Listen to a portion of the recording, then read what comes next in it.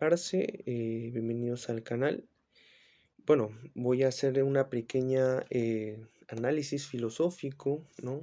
Sobre la obra de Roald Dahl, Charlie y la fábrica de chocolates, ¿no? Primero que nada, quisiera agradecer a un amigo que me regaló este libro y que, bueno, dio pie a esta suerte de análisis un tanto filosófico y un tanto literario a esta obra, ¿no? Que pese a haber sido escrita en 1964, incluso creo que podría decirse que tiene hoy plena vigencia. Quería comenzar es que es difícil determinar si el cuento en su versión escrita es mejor o me gusta más que la película porque cada una de sus versiones tiene su propio encanto, ¿no? Existen elementos que sendas versiones esconden que no se comparan en modo alguno y tampoco se mencionan en cada una de las versiones, ¿no? Y eso hace que, bueno, pues si bien es cierto, la base de la historia sea la misma, ¿no? Hay ciertos elementos que le dan originalidad, ¿no?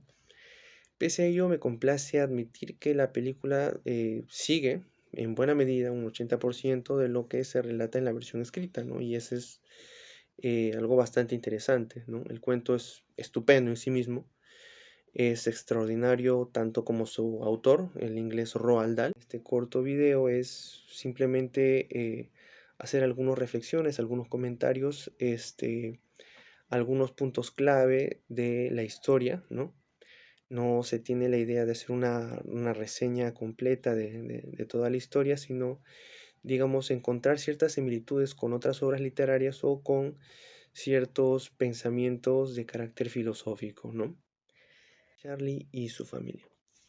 La familia Bucket se menciona en el cuento, era tan pobre que solo podía permitirle al niño Charlie un chocolate al año, cada vez que cumplía años. Y para hacer que este dure, cuenta la versión escrita, que lo comía de trocito en trocito, ¿no? Y su método hacía que máximo el chocolate le durase un mes, con este método.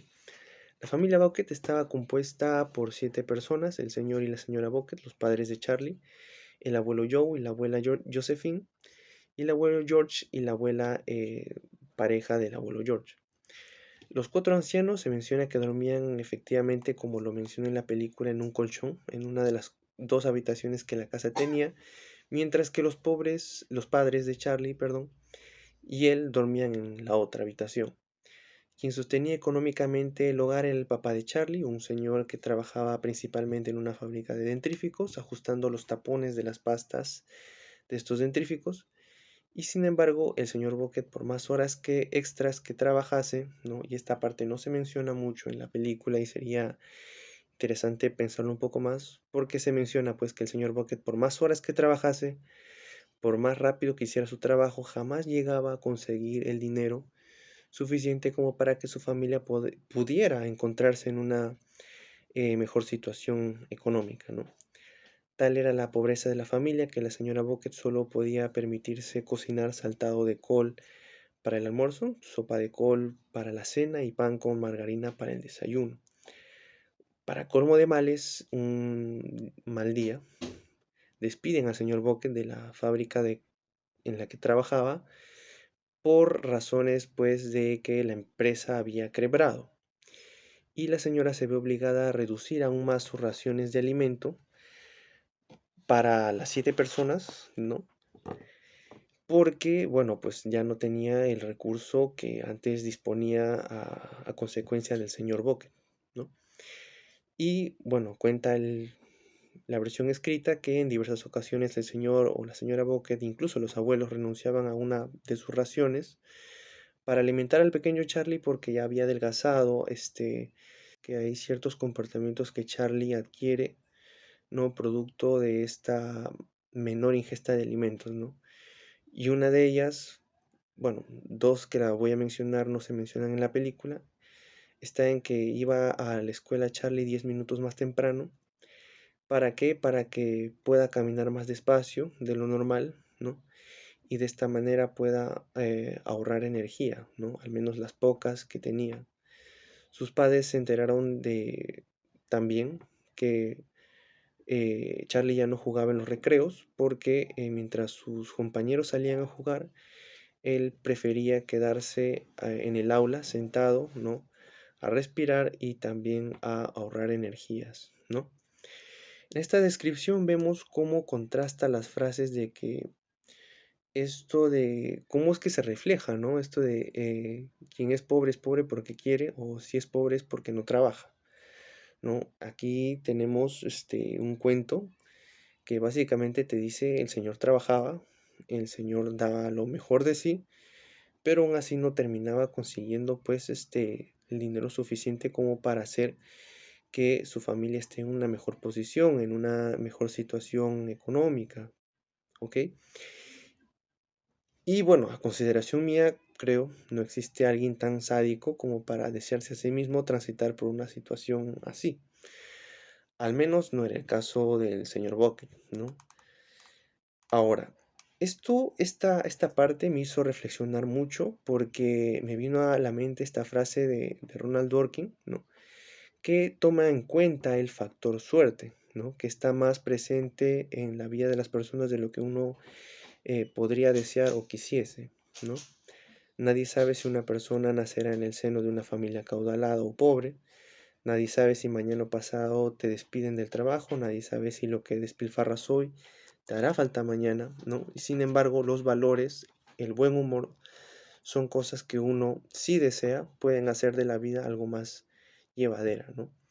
Cosas que a pesar de tener un precio, tienen un valor incuantificable, ¿no? Y eso se resalta bastante en el personaje de Charlie Bucket. Ello también me evocó la frase de Arthur Schopenhauer cuando mencionaba pues que las personas santas son las únicas que pueden aplacar esta incesante voluntad que caracteriza al ser humano, ¿no? Y que a su vez también es, digamos, consecuencia lógica de las desdichas que padece el ser humano, ¿no? Los seres humanos, al querer incesantemente cosas, viven infelices toda su vida tratando de perseguirlas, ¿no? En cambio, los santos, por el contrario, dice Arthur Schopenhauer, ¿no? Han conseguido llegar a un estadio en el cual, al privarse de todo, todo les termina sobrando, porque llegan a ser conscientes de que en realidad no quieren nada, ¿no? Algo sumamente interesante. Sobre las similitudes entre Charlie y la fábrica de chocolates de Roald Dahl y la Divina Comedia de Dante Alighieri, ¿no? Hemos podido encontrar, por ejemplo, ciertos elementos en común que sería bueno, pues, en esta oportunidad resaltarlos, ¿no? Como por ejemplo, tenemos un guía, ¿no? En el caso de Charlie y la fábrica de chocolates tenemos a Willy Wonka, en el caso de Dante, en el caso de la obra de Dante Alighieri tenemos a Virgilio, ¿no? También tenemos un personaje que es guiado, que en este caso, en el caso de Charlie y la fábrica de chocolates vendría a ser Charlie Bucket, y en el caso de la Divina Comedia el guiado es Dante.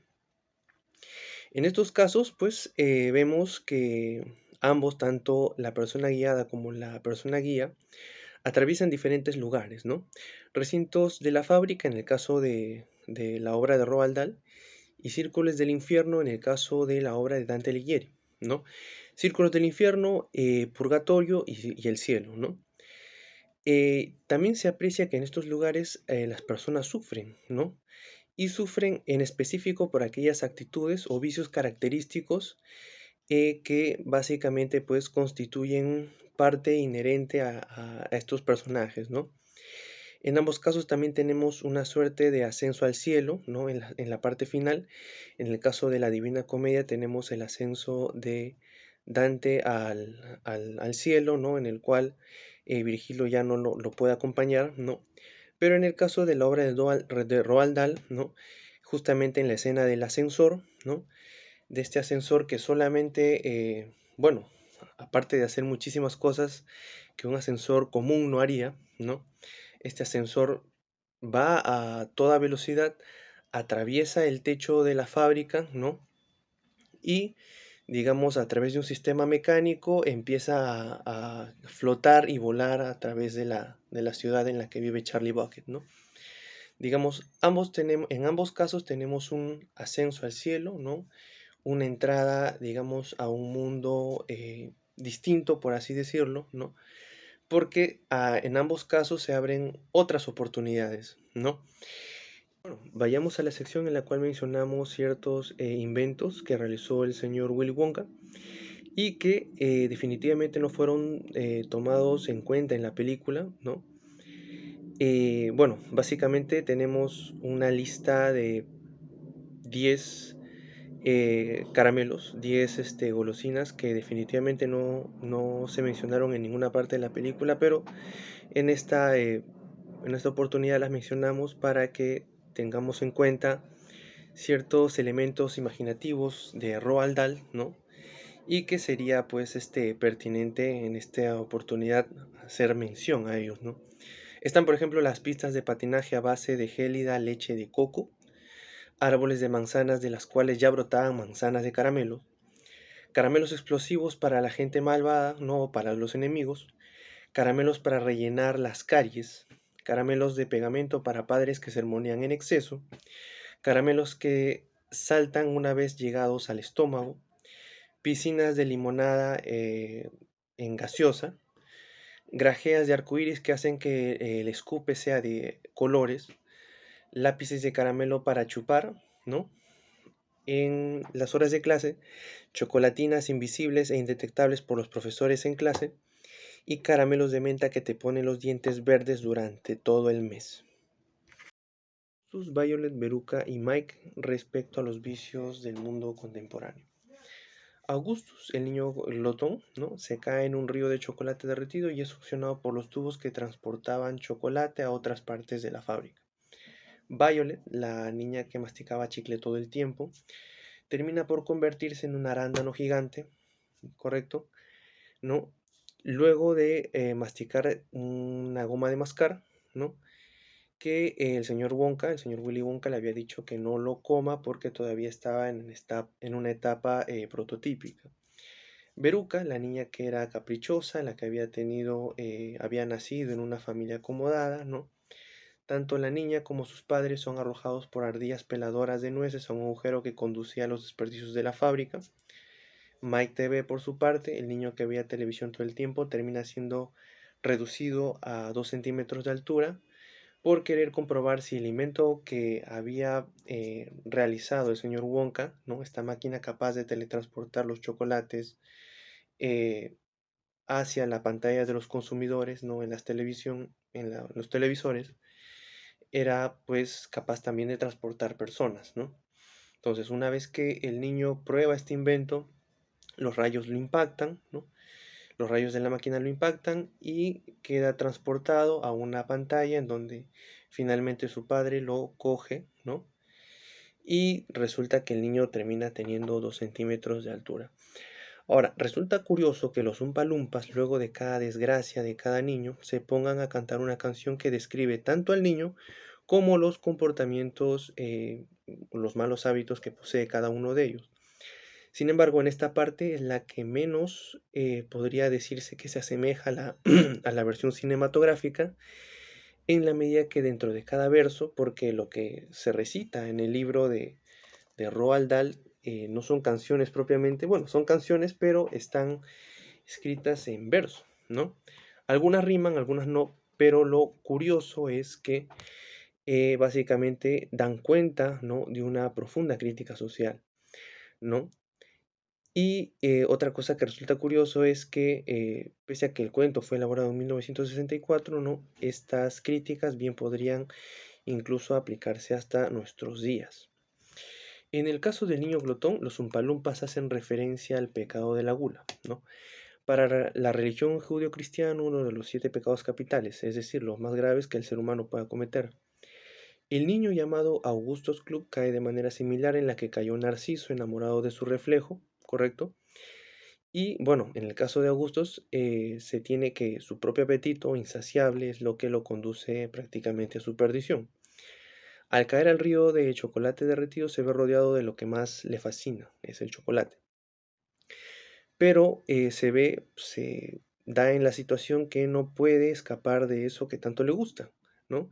Tiene abundante chocolate a su alrededor, tanto como para hastiarse de solo verlo, ¿no? E incluso podría hasta ahogarse de tanto beberlo.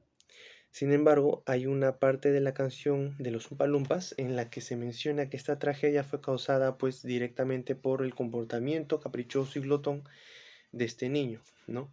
Y que el tubo que conduce a Augustus en su interior, ¿no? Iría a parar finalmente a una máquina que se encarga de triturar todo este chocolate derretido, ¿no? Y menciona a los Umpalumpas que esa máquina tenía en su interior cientos de afilados cuchillos en movimiento, ¿correcto? Y eso no se menciona en la película. Luego de aquella experiencia, Augustus Club terminaría cambiado, según los Umpalumpas, ¿no? Cambiado tanto en su actitud y en y todos lo querrían, ¿no? Pues, en palabras de Roald Dahl, ¿quién podría odiar a alguien convertido en caramelo? ¿Correcto? En el caso de Violet es curioso porque los Umpalumpas narran la historia de una tal señorita de apellido Bellido, que tenía la costumbre de morder todo el tiempo. Mordía todo lo que se encontraba a su alrededor. Y si había personas, también las mordía. Si es que no encontraba nada para morder, mordía personas. Una madrugada, cuentan los Umpalumpas, la señorita se percató que tenía la mandíbula en movimiento y de un gran mordiscón casual se mutiló su propia lengua, ¿no? Lo cual ello condujo a que se quedara muda para siempre. Mientras cantaban los Umpalumpas esta suerte de narración, ¿no? Los Umpalumpas mencionaban que querían evitar que aquello mismo le sucediera a la niña, ¿no? Y esto de acá tampoco, esta historia tampoco se narra pues dentro de las canciones que se ve en la versión cinematográfica, ¿no? En el caso de Veruca, los Umpalumpas, bueno, la niña que cayó a los desperdicios gracias a las ardillas, ¿no? Que luego de tocarle o bueno, hacer sonar su cabeza, se dieron cuenta que estaba hueca, ¿no? La botaron a los desperdicios y junto con ella se cayeron también sus padres, tratando de rescatarla, ¿no? Y en esta versión, pues en la versión escrita, los Umpalumpas eh, cuentan, ¿no? Que ahora, ¿no? Ella ya no va a estar en una situación en la cual va a recibir todas aquellas cosas refinadas o aquellas cosas caras a las que estaba muy acostumbrada, ¿no? Sino que principalmente llegaría a un lugar en donde nada de eso existe, ¿no? De hecho, se iba a encontrar con desperdicios, cabezas de pescado, huevos podridos, ¿no? Y básicamente los desperdicios serían quienes le den un cordial saludo. También mencionan pues que la niña estaba acostumbrada a tener siempre todo lo que quería y sus padres siempre terminaban complaciéndola a pesar de sus berrinches. Por lo que, a diferencia de lo que ocurre en la película, no solo la niña es empujada al agujero de los desperdicios por las ardillas, sino también sus padres, ¿no? Sus padres también terminan cayendo en este mismo agujero y a consideración de los Umpalumpas, eso pasó porque Veruca no solo era la única responsable de su comportamiento, sino también sus padres por permitirlo, ¿no? Y eso tampoco es que se ve en la película. En el caso del niño Mike TV, ¿no? A diferencia de la versión cinematográfica, en la versión cinematográfica tenemos a un niño que juega videojuegos, ¿correcto? Todo el tiempo. Pero en esta versión hablamos de una versión, la versión escrita, la versión de Roald Dahl, digamos, habla de un niño que es adicto a la televisión, ¿no? El caso del niño, tal y como sucede en la película también, el niño termina encogiéndose a 2 centímetros de altura, luego de haber sido impactado por los rayos que hacían que los chocolates se trasladasen a la pantalla de los televisores para que los consumidores puedan coger los productos del señor Wonka, ¿no? En esta ocasión, los Umpalumpas hacen una fuerte crítica a la práctica de estar frente a la televisión todo el tiempo, lo que hoy podría hacerse el símil, ¿no? A estar frente a la pantalla, ya sea de los celulares o de los computadores, de los ordenadores, ¿no? Frente a la pantalla de los celulares inteligentes, ¿no? Todo el tiempo, ¿no? Y pues dice que estos aparatos, ¿no? En el caso de Roald Dahl hace referencia pues a la televisión, dice que tenían el efecto de hacer que los niños ya no jugasen, ya no corriesen, ya no pensasen, ¿no? Por estar absortos frente a una pantalla del televisor. a consideración del autor y tal y como lo dice pues los Umpalumpas, ¿no? Eh, Estos aparatos, ¿no? El televisor, ¿no? Los televisores tenían la consecuencia de podrir las ideas, los sueños, las ilusiones de los niños y solo hacía que se conformasen con recibir una secuencia infinita de imágenes, ¿no? Eso, si bien tiene el resultado de que los niños se mantengan tranquilos, ¿no? Tenía el perjuicio de quedar, ¿no? Embobados y hechizados frente al aparato, al televisor. Por ello, los Umpalumpas recuerdan que los niños de antaño se desarrollaban mejor, pues tenían a su disposición historias, cuentos a través de los libros, ¿no? Y en esa medida, leer, la actividad de leer, ¿no? Por tanto, se constituía en la principal moraleja que trae consigo el encogimiento de Mike TV, ¿no? Pues hay una suerte de analogía, una especie de símil entre el encogimiento físico del personaje de Mike TV a 2 centímetros de altura, ¿no? Y la limitación en el desarrollo de los niños en abstracto para no poder hacer crecer su imaginación, ¿no?